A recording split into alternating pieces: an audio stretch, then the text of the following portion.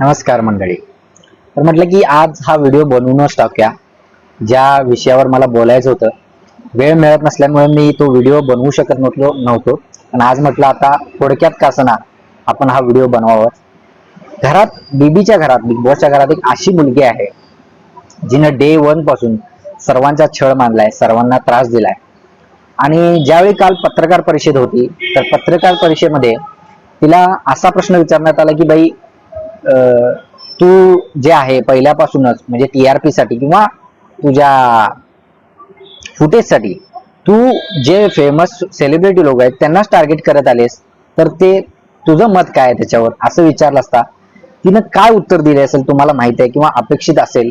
तर तिनं असं उत्तर दिलं की मी कुठे कुणाला टार्गेट केलंय, इथं कोण सेलिब्रिटी आहे, अभिजित म्हणायचंय का तुम्हाला, अभिजित बद्दल बोलताय काय. तर सर्वजण म्हणतात की नाही वर्षाताई माहित नाहीत का तुम्हाला. तर म्हणते नाही वर्षाताई मला नाही माहिती, त्या कोण आहेत काय मला नाही माहिती. ही मुलगी ज्यावेळी स्वतःच्या पोस्ट इंटरनेटवर करते किंवा सोशल मीडियावर कोणतेही पोस्ट करत असताना हॅशटॅग मध्ये मी मराठी मुलगी असं जे हॅशटॅग लावते, कशासाठी लावते. अरे पूर्ण महाराष्ट्रात प्रत्येक मराठी माणूस वर्षाताईंना जरूर ओळखतो.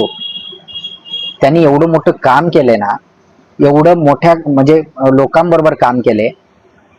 डे 1 पासून तुला माहित आहे, रितेश दादाने सुद्धा तुला समजावून सांगितलं की त्या खूप मोठ्या आहेत.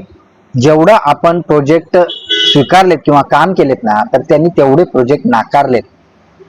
तर स्वतः अक्षय कुमार ज्यावेळी शोवर आले होते तर त्यांनी सुद्धा सर्वांशी बोलले, पण वर्षाताईंशी बोलताना काय वर्षा कशी आहेस, आपण भरपूर काम केले तुला माहित आहे, अशा पद्धतीने म्हणजे ज्यावेळी आपण एखाद्या मित्राशी बोलतो तशा पद्धतीने बोलले.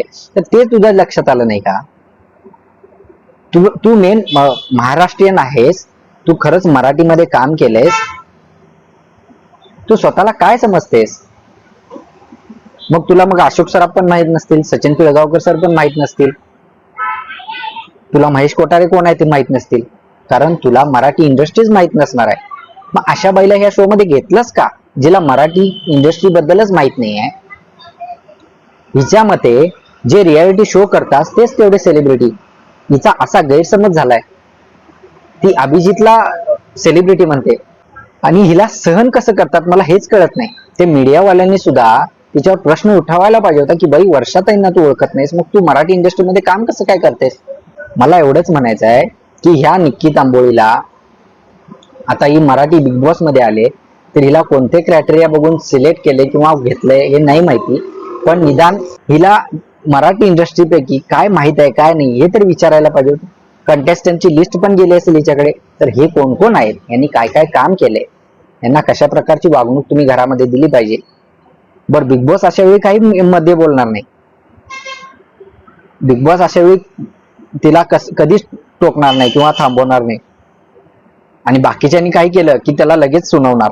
हा शो किंवा या शो मध्ये जेवढा मराठी माणसाचा अपमान झालाय ना, तेवढा इतर कोणत्याही शोवर झालेला नाही. टीआरपी साठी यांनी जे थैमान घातलंय ना किंवा ज्या सेलिब्रिटींचा जे अपमान केला ना, तो खरोखर लाचारी म्हणेन मी. तर असेच फ्रेश व्हिडिओ आणि इंटरेस्टिंग कंटेंट बघण्यासाठी आपल्या चॅनलला सबस्क्राईब करा. आणि हो, व्हिडिओ आवडला असेल तर नक्कीच लाईक आणि सबस्क्राईब करायला विसरू नका. आणि जेवढं होईल तेवढं शेअर करा, जेणेकरून आपल्या चॅनलची रीच वाढेल. धन्यवाद. चॅनलला सबस्क्राईब करायला विसरू नका.